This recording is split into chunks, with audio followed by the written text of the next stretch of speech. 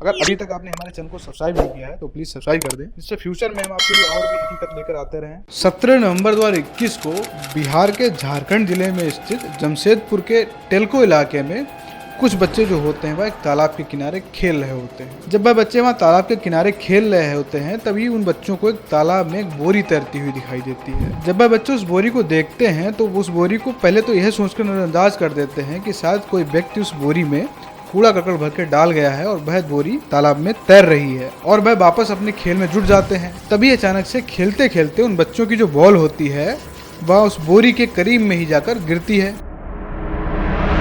और वह जो बॉल होती है वह पानी की सतह पर तैरने लग जाती है। तभी उनमें से जो एक बच्चा होता है वह उस बॉल को निकालने के लिए उस तालाब के अंदर घुसता है, और जब वह बॉल को निकालने उस बोरी के करीब जाता है और तुरंत ही वह बच्चा उस बोरी को देखकर उल्टे पैर उस तालाब से बाहर आ जाता है, और वह बच्चा बाहर आकर अपने सभी साथियों को बताता है, जिससे उन सभी के होश उड़ जाते हैं। जी हाँ, आखिर क्या था उस बोरी में जिसे देखकर उन सभी के होश उड़ जाते हैं और वह उल्टे पांव वहां से भाग जाते हैं। वेलकम टू माय चैनल हकीकत अब कहानी। आई एम अशोर and you are watching the case of Varsha Patil. दरअसल उस बच्चे को उस तालाब में पड़ी हुई बोरी के अंदर से किसी व्यक्ति की 2 उंगलियां बाहर निकली हुई दिखाई देती है, जिसे देखकर उस बच्चे की हालत खराब हो जाती है और तुरंत ही वह बच्चा उस तालाब से बाहर निकल आता है और बाहर आकर अपने साथियों को यह बात बताता है। जब उसके जो साथी होते हैं वह यह बात सुनते हैं तो सभी के होश उड़ जाते हैं। तुरंत ही वह सभी बच्चे जो होते हैं वह जितने राहगीर होते हैं उनको यह बात बताते हैं। तब जो वहाँ के जो राहगीर और स्थानीय लोग होते हैं वह भी उस बोरी के पास जाकर जब देखते हैं तब वह लोग उस बोरी में से निकली हुई उंगलियों को देखकर अंदाजा लगाते हैं कि शायद इस बोरी के अंदर किसी व्यक्ति की डेड बॉडी है। इसके बाद तुरंत ही वहाँ के जो लोग होते हैं वह टेल्को पुलिस को इस बात की इन्फॉर्मेशन देते हैं, और कुछ ही देर बाद टेल्को पुलिस जो होती है वहाँ पर आ जाती है। फिर जब वहाँ पर पुलिस आ जाती है तब सबको बाहर निकाला जाता है। तब जो पुलिस होती है वह उस बोरी को खोलकर उसके अंदर देखती है, तब पुलिस भी हैरान रह जाती है। दरअसल उस बोरी के अंदर एक महिला की डेड बॉडी होती है, और उस डेड बॉडी की हालत ऐसी हो गई थी कि पुलिस के लिए उसकी पहचान कर पाना भी बहुत ही ज्यादा मुश्किल हो रहा था। दरअसल जो बॉडी होती है वह उस तालाब के पानी की वजह से बहुत ही ज्यादा फूल गई थी, जिससे उस डेड बॉडी का चेहरा मोहरा उस बॉडी का स्ट्रक्चर सारा जो होता है वह बिगड़ चुका था और वह बॉडी बहुत ही ज्यादा फूल चुकी थी, जिससे पुलिस वाले उस डेड बॉडी की पहचान नहीं कर पा रहे थे। अब पुलिस के सामने सबसे बड़ा सवाल जो आ रहा था वह सवाल यही था कि आखिरकार यह लाश है किसकी। लेकिन जब पुलिस उस महिला की डेड बॉडी की बारीकी से जांच पड़ताल करती है तो पुलिस को यह समझने में देर नहीं लगती है कि यह जो डेड बॉडी है वो शायद किसी 30-32 साल की महिला की डेड बॉडी है। पुलिस उस सबको देखकर पूरे मामले का अंदाजा लगा चुकी थी। पुलिस समझ चुकी थी जो मामला है ये कत्ल का मामला है, और कातिल ने पहले तो इस महिला का कत्ल किया, उसके बाद उसकी बॉडी को इस प्लास्टिक की बोरी में भरा और फिर आकर यहाँ तालाब में फेंक गया। और शायद उस महिला के कत्ल को 4 या 5 या उससे ज़्यादा दिन हो चुके थे, क्योंकि वह बॉडी जो है वह तालाब में पड़े पड़े इस कदर फूल गई थी कि उस बॉडी का जो पूरा स्ट्रक्चर है वो चेंज हो जाता है। पुलिस को उसकी पहचान करना ही मुश्किल हो रहा था, वह बॉडी इतनी ज़्यादा डिकम्पोज हो चुकी थी, इतनी ज़्यादा फूल गई थी। हालांकि पुलिस उस महिला के जो कपड़े पहने होती है उससे इस बात का अंदाज़ा तो लगा लेती है कि ये महिला किसी ठीक ठाक घर से है, लेकिन ठीक ठाक घर के होने से पुलिस के केस पर कोई इफेक्ट नहीं पड़ता है। इसलिए पुलिस उस महिला की आइडेंटिटी को कंफर्म करना चाहती है और वह जानना चाहती है कि आखिरकार यह लाश है किसकी। इसके लिए वहाँ की टेल्को पुलिस जो क्या करती है, वहाँ के जो आसपास के जितने भी थाने होते हैं पहले तो वहाँ इस बात की सूचना पहुँचाती है कि क्या किसी महिला की गुमशुदगी की रिपोर्ट दर्ज हुई है। लेकिन जब वहाँ से कोई जवाब नहीं आता है तो जो वहाँ की पुलिस है वह पूरे जिला जमशेदपुर की सभी थानों में इस बात की सूचना पहुँचाती है कि इस वेरिएशन के साथ क्या किसी महिला की जो गुमशुदगी की रिपोर्ट दर्ज हुई है। लेकिन वहाँ से भी पुलिस को कोई भी क्लू नहीं मिलता है और कहीं से भी इस बारे में जानकारी नहीं प्राप्त होती है।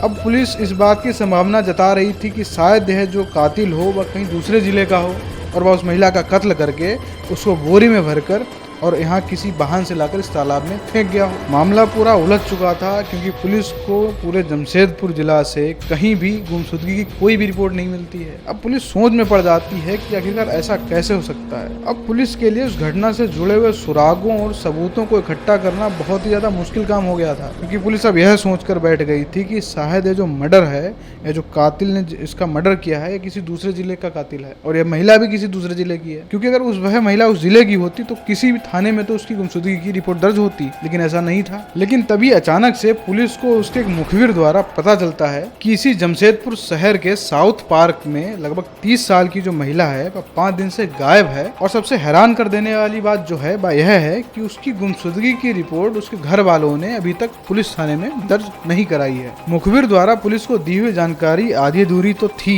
लेकिन पुलिस के लिए घास में मिली हुई यह सुई भी एक तलवार के बराबर थी। और पुलिस तुरंत ही उस जमशेदपुर के साउथ पार्क में पहुंच जाती है और वहां जाकर उस लड़की के बारे में पूछताछ करना शुरू कर देती है। जब उसके घर वालों से पूछताछ होती है तब पुलिस को यह बात पता चलती है कि वह जो लड़की होती है वह 12 नवंबर की रात अपने दोस्तों से मिलने की बात कहकर घर से निकल जाती है और फिर वह लापता हो जाती है। लेकिन अब सवाल जो था वह यह था कि अगर किसी के घर की जो बेटी है वह एक दिन के लिए गायब हो जाए तो वहाँ के जो उसके पेरेंट्स हैं पागल हो जाते हैं, बेचैन हो जाते हैं। लेकिन उस घर में ऐसा था कि उनकी जो लड़की है वह 5 दिन से गायब थी और घर में किसी को भी किसी तरह की बेचैनी नहीं थी। किसी ने पुलिस स्टेशन में जाकर उसकी गुमशुदगी की रिपोर्ट भी दर्ज नहीं कराई। इसके बाद पुलिस जो होती है वह उसके परिवार वालों को लेकर वहाँ जो हॉस्पिटल है जहाँ उसका सब रखा हुआ था वहाँ लेकर जाती है।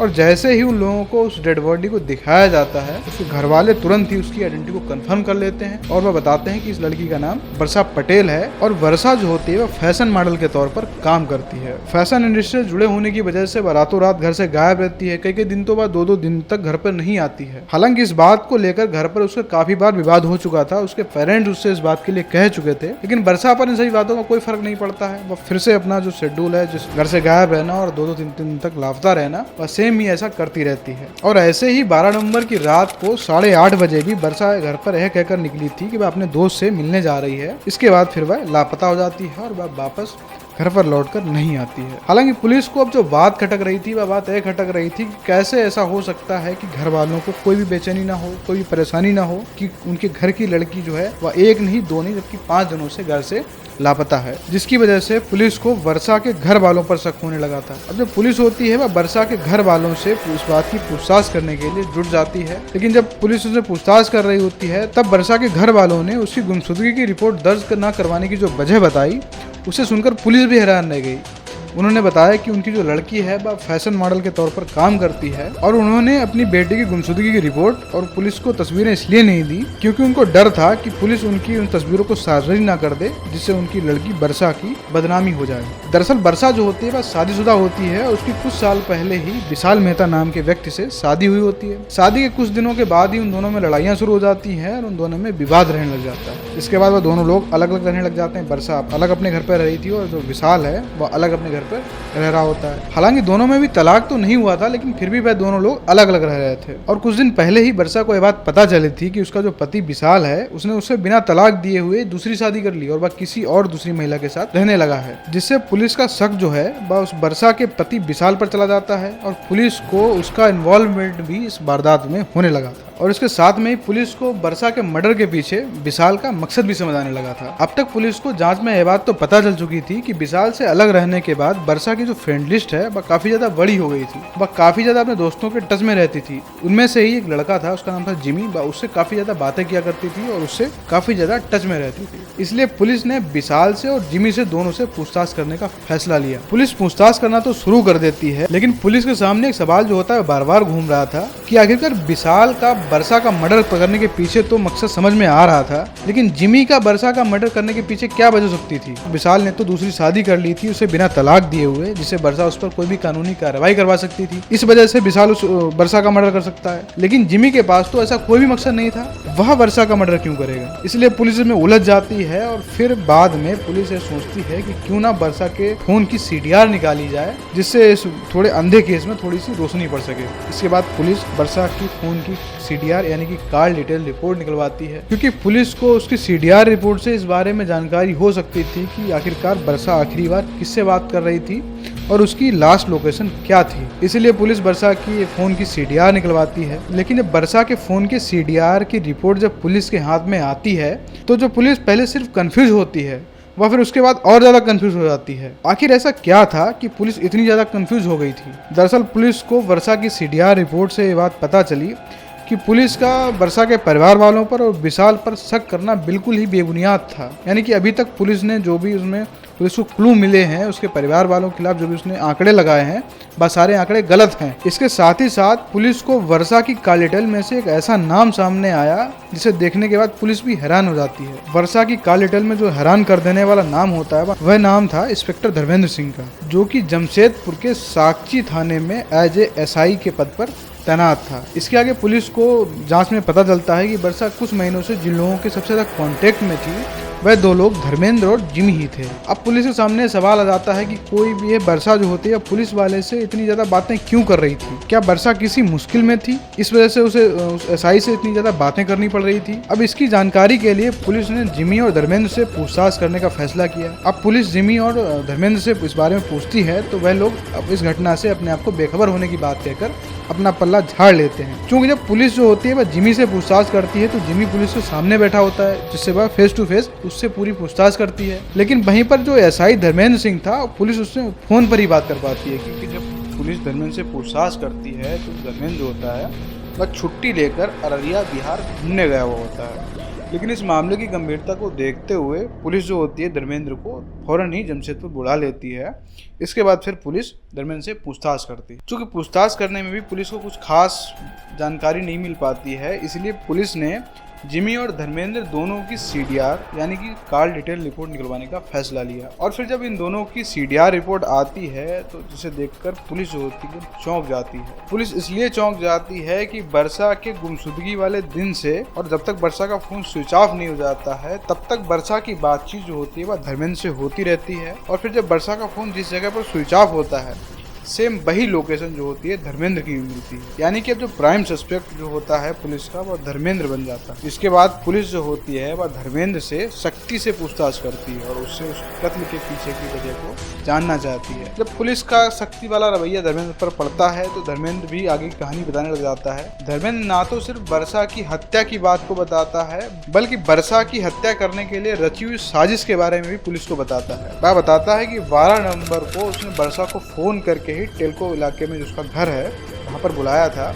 इसके बाद जो वर्षा जो होती है वह रात के 9:30 बजे धर्मेंद्र के टेलको स्थित जो घर होता है वहाँ पर आ जाती है और फिर उन दोनों में बातचीत होने जाती है। धीरे धीरे बात होते होते उन दोनों में किसी बात को लेकर लड़ाई झगड़ा होने लग जाता है और बात इतनी ज्यादा बढ़ जाती है कि धर्मेंद्र वर्षा का कत्ल कर देता है। अब इसके आगे पुलिस धर्मेंद्र से पूछती है कि आखिर उसने वर्षा का कत्ल किया कैसे। तब जो धर्मेंद्र होता है वह पुलिस को बताता है कि लड़ाई झगड़े में उसने आपा खोकर वर्षा का सर होता है वह दीवार से मार दिया था, जिससे वर्षा जो होती है फौरन बेहोश होकर वह पर गिर जाती है। और जैसे वह बेहोश होकर फर्श पर गिरती है तुरंत ही धर्मेंद्र जो होता है वह वर्षा का गला घोटने लग जाता है और उसका गला जब तक घोटता है जब तक वर्षा मर नहीं जाती है। लेकिन पता नहीं पुलिस को धर्मेंद्र की बात में सच्चाई नहीं मालूम चल रही थी। पुलिस को लग रहा था कि धर्मेंद्र कुछ छुपा रहा है, क्योंकि जिस तरीके से इस पूरी वारदात को अंजाम दिया गया था, जिस तरह से वर्षा की हत्या की गई थी, उस तरह से बिल्कुल भी नहीं लग रहा था कि ये अचानक से हुआ मर्डर है। वर्षा की हत्या से साफ साफ यह लग रहा था कि यह एक प्री प्लान मर्डर है और धर्मेंद्र ने पूरा प्लान करके वर्षा की हत्या की है। अगर पुलिस की बात माने तो धर्मेंद्र ने इस कत्ल की तैयारी बहुत पहले से ही कर ली थी।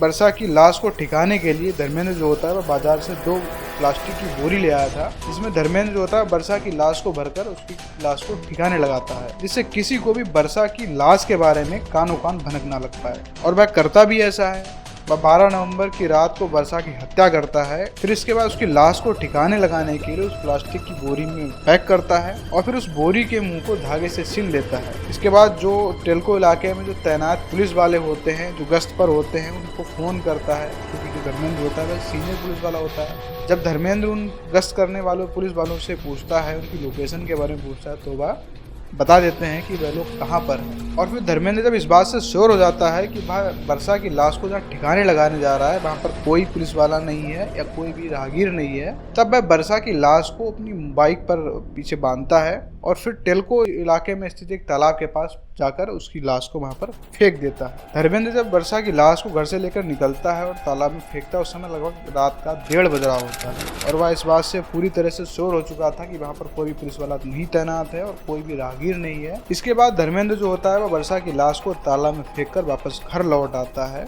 और फिर किसी को शक ना हो इसके लिए धर्मेंद्र जो होता है वह अगले दिन ड्यूटी को भी ज्वाइन कर लेता है। और फिर इसके एक दिन बाद यानी कि कत्ल 12 नवंबर को उसने वर्षा का कत्ल किया और फिर एक दिन ड्यूटी ज्वाइन की। उसके फिर एक दिन बाद यानी कि 14 नवंबर को वह छुट्टी लेकर अररिया बिहार घूमने चला जाता है। पुलिस की जांच में पता चलता है कि जो धर्मेंद्र ने 14 नवंबर की छुट्टी का एप्लीकेशन जो होता है यह बहुत पहले से ही दे के रखा था, जो कि 14 नवंबर को अप्रूव हो गया था और फिर वह छुट्टी लेकर अररिया बिहार घूमने चला गया, जिससे पुलिस को साफ साफ पता चल चुका था कि कत्ल किसी अचानक हुए झगड़े की वजह से नहीं हुआ है, बल्कि यह एक पूरी तरीके से प्लान मर्डर है। और धर्मेंद्र ने वर्षा का कत्ल करने के लिए पूरा प्लान बनाया हुआ था। उसने मार्केट से बोरी खरीद के लाके रखी हुई थी, ड्यूटी पर छुट्टी के लिए लीव एप्लीकेशन दे के रखा था। इस तरीके से पुलिस ने धर्मेंद्र की इस पूरी बात का खुलासा किया। खैर, वर्षा की हत्या करने वाला धर्मेंद्र तो पुलिस की गिरफ्त में आ गया था, लेकिन पुलिस अभी भी इस घटना का मोटिव नहीं जान पाई थी। यह नहीं जान पाई थी कि आखिरकार धर्मेंद्र ने वर्षा को मारा क्यों, इसके पीछे की वजह क्या थी। जब पुलिस जो होती है वह धर्मेंद्र से इस बारे में पूछताछ करती है, तो धर्मेंद्र बताता है कि जो वर्षा होती है